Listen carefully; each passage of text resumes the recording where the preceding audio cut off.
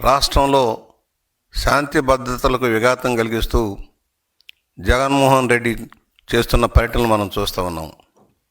అరాచక ఆటక విధానాలకి నాంది పలికి హత్యా రాజకీయాలను ప్రోత్సహించి ఏ విధంగా అధికారంలోకి వచ్చాడో మనం చూసాం.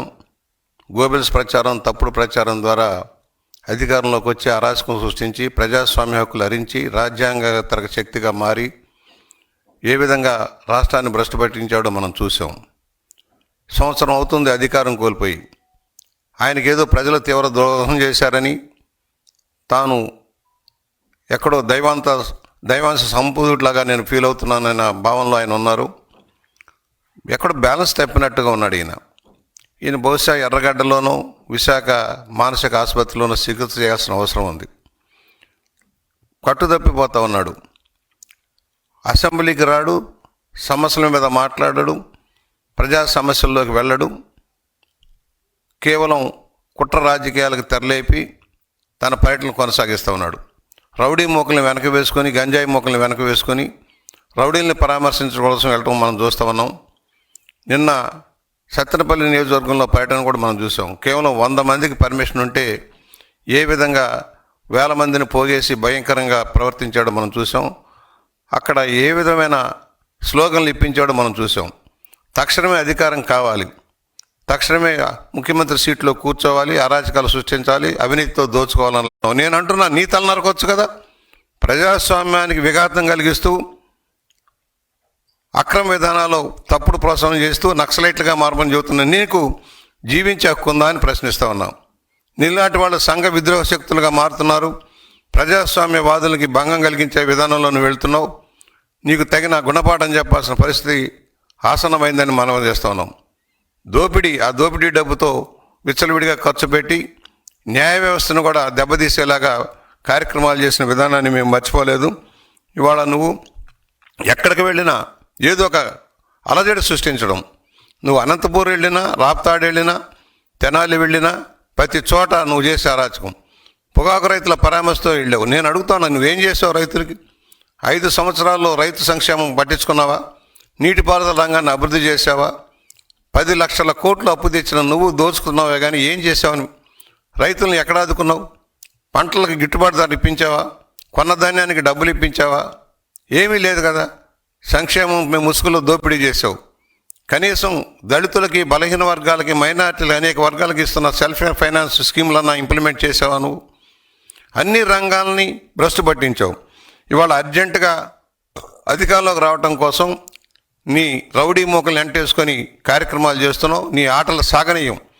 ఇక ఇదే విధానం కొనసాగితే రాబోయే రోజుల్లో నేను ఎక్కడ కట్టడి చేయాలో, ఎలా చేయాలో మాకు తెలుసు. నేను వస్తాను, అందరి తలలో తీస్తానంటే నీ తల ఎందుకు తీయకూడదని మేము ప్రశ్నిస్తా ఉన్నాం. ఇదే విధంగా తలలు నరుకుతాము, మా ఇష్టారాజ్యం వ్యవహారం చేస్తామంటే సాగేది కాదు. నీ ఆటలు సాగని జగన్మోహన్ రెడ్డి, అయ్యింది ఏదో అయ్యింది. సహనం ఉంది మాకు కూడా, చాలా ఓపికగా ఉన్నాం.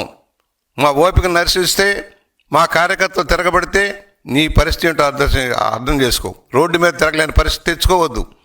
మేము ప్రశాంతంగా రాష్ట్రంలో ప్రజాస్వామ్యయుతంగా పరిపాలన సాగిస్తూ ఉన్నాం. ప్రజలకు మేలు చేసే కార్యక్రమాలతో ముందుకు సాగుతున్నాం. నువ్వు చేసిన తప్పులను సరి చేసుకుంటూ ముందుకు సాగుతూ ఉన్నాం. ఇవాళ ఒకటే, మీరు ఏ విధంగా అరాచకాన్ని ప్రోత్సహిస్తున్నారో నీ ప్రకటనలు సమర్థిస్తున్నావు. నిన్న ప్రెస్లో కూర్చొని 2 గంటల 40 నిమిషాలు సమర్థించుకుంటా ఉన్నావు. తప్పేమిటి అంటున్నావు. నేను అంటున్నా తప్పేముంది? నిన్ను చంపేస్తే తప్పేముంది? నీ విధానమే మేము కూడా అవలంబిస్తే తప్పేంటని అడుగుతా ఉన్నా. సూటిగా ప్రశ్నిస్తా ఉన్నా. జగన్మోహన్ రెడ్డి ఖబర్దార్, జాగ్రత్త. అధికారంలో ఉన్నప్పుడు అరాచకం సృష్టించావు. అధికారంలో అడ్డుపెట్టుకొని ప్రజాస్వామ్యాన్ని కూనీ చేసి ప్రజాస్వామ్యాన్ని హరించి నీ ఇష్టార్థంగా పరిపాలన చేసి, అందుకనే నీకు తగిన గుణపాఠం చెప్పి ప్రజలు ఇంటికి పంపించారు. మరలా తిరిగి అధికారంలోకి వచ్చేస్తున్నాను, మీ పని పడతానంటే ఎవరయ్యా నీకు ఓట్లు వేసేది? ఎందుకు వేస్తారు? ఎవరికి మేలు చేసావని?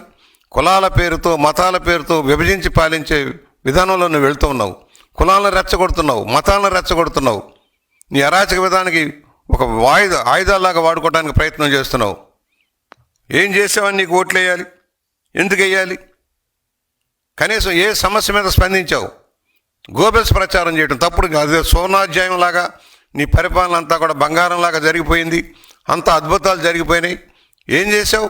ఒక్కడికి ఉద్యోగం ఇచ్చావా? ఒక ఉపాధి కల్పించావా? ఏమైనా చెప్పు. నీవు ఛాలెంజ్ చేస్తున్నారా? ఉమ్మడి వేదిక మీద మాట్లాడదాం. నువ్వు రా, నేను వస్తా. నువ్వు 5 ఏళ్లలో నువ్వు చేసినదో చెప్పు. నీకు దన్నుంటే చెప్పు, నేను వస్తాం. నువ్వేం చేయలేదో మేము చెబుతాం. కనీసం చెప్పుకోవడానికి ఏం మిగిల్చుకున్నావు నువ్వు?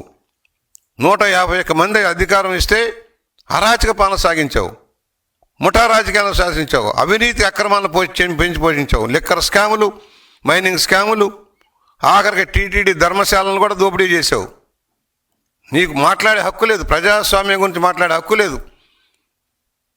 పోలీసు యంత్రాంగాన్ని దుర్వినియోగం చేసి ఏ విధంగా చేసావో మనం చూసాం. నాయకులను ఏ విధంగా జైళ్లలో పెట్టడానికి ప్రయత్నం చేసావో మనం చూసాం. తప్పుడు కేసులు పెట్టడానికి ఎలా ప్రయత్నం చేసామో చూసాం. ప్రజాస్వామ్యాన్ని అంచివేసావు, హక్కులను అంచివేసావు, ఉద్యోగులను కానీ అందరికీ మోసం దాగా చేసావు. నీకు అందువలన ఒకటే చెబుతున్నాం, ఈ రోజున ప్రజల్ని ప్రభుత్వం రాకతలికి జరిగిన సంఘటన తెచ్చి ప్రభుత్వానికి పావాలని చూస్తావు. నీ వల్ల పోయాడు. నువ్వు వస్తావు, ఏదో ఉద్ధరిస్తావు అనుకున్నాడు. నీ వల్ల అనేక మంది పోయారు, అప్పుల పాలైపోయారు, దివాళా తీసిపోయారు. దోపిడీ ఏదనంటే నీవు నీ అనుచరులు మాత్రమే దోచుకున్నారు. నీవు నీ బంధుజనంతో అధికార యంత్రాంగాన్ని నింపి అరాచకం సృష్టించావు. కితాబులు ఇస్తున్నావు అందరూ గొప్పవాళ్ళని. నువ్వు ఒక దోపిడీదారివి, నువ్వు దొంగవి, పచ్చి దొంగవి, 420 చీటర్వి, ప్రజలను చీట్ చేసావు. నువ్వు కితాబులు ఇస్తావు, వాడు మంచివాడు, వీడు మంచివాడని. లిక్కర్ స్కామ్లో దోషులందరూ మంచివాళ్లే, ఎర్రచందనం దొంగలంతా మంచివాళ్లే, మైనింగ్ దోపిడీదారులంతా మంచివాళ్లే. ఈ విధమైన విధానం సరైంది కాదు.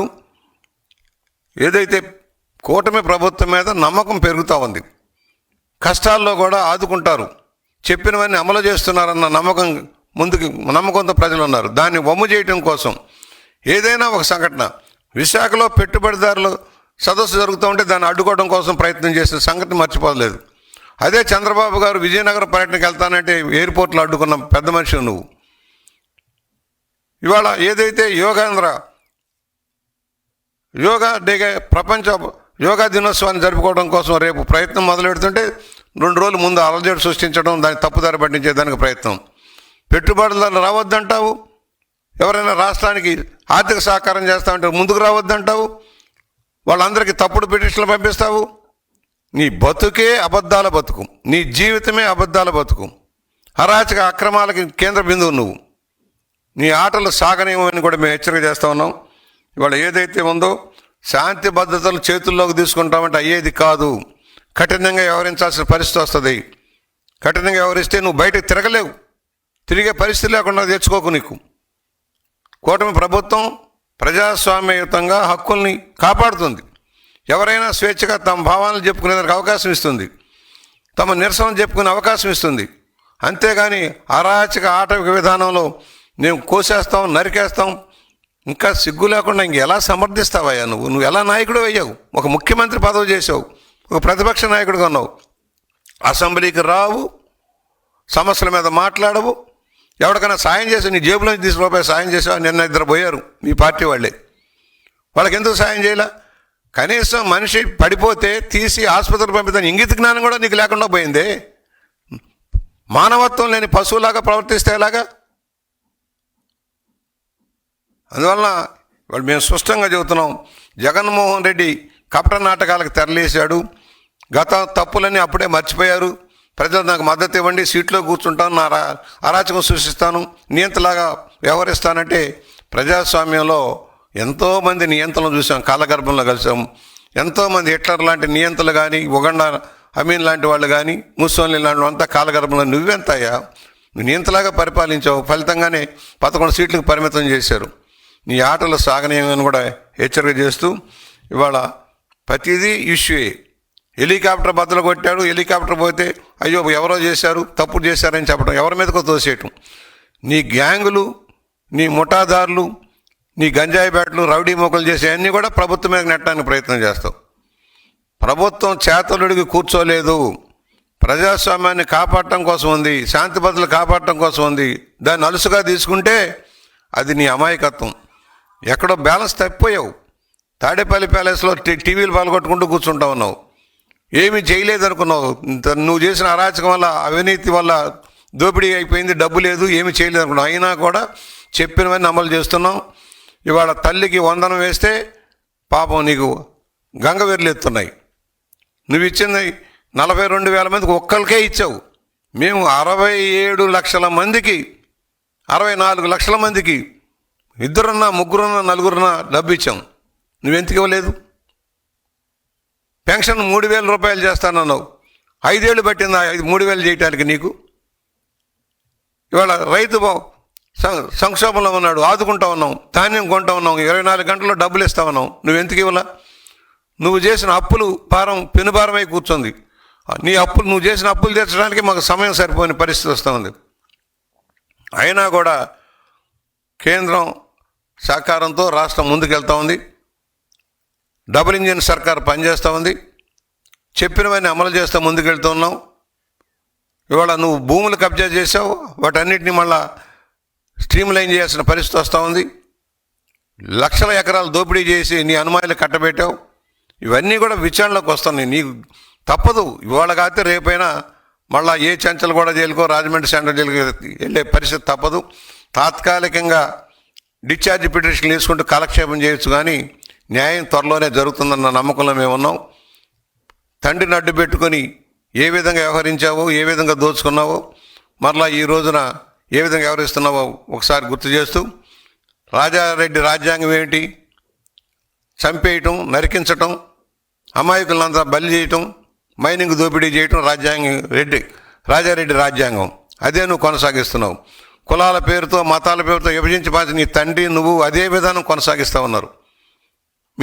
మీ కుటుంబమే ఇలాంటి కులాలని మతాలని రెచ్చగొట్టి పబ్బం గడుపుకున్న విధానం ఎవరూ మర్చిపోలేదు. ఆంధ్రప్రదేశ్ భవిష్యత్తు కోసం నీలాంటి వాళ్ళని దూరంగా పెట్టాలని మేము డిమాండ్ చేస్తూ ప్రభుత్వం తక్షణ చర్యలు తీసుకోవాలి.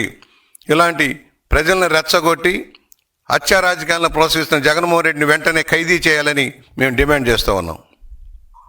చూసారు కదండి. మరి ఈ వీడియో కనుక మీకు నచ్చినట్లయితే ఒక లైక్ కొట్టేసి మీ అభిప్రాయాన్ని కూడా కామెంట్ బాక్స్లో తెలియజేస్తూ ఇలాంటి ఇంట్రెస్టింగ్ అప్డేట్స్ కోసం మా ఛానల్ని సబ్స్క్రైబ్ చేసుకోండి.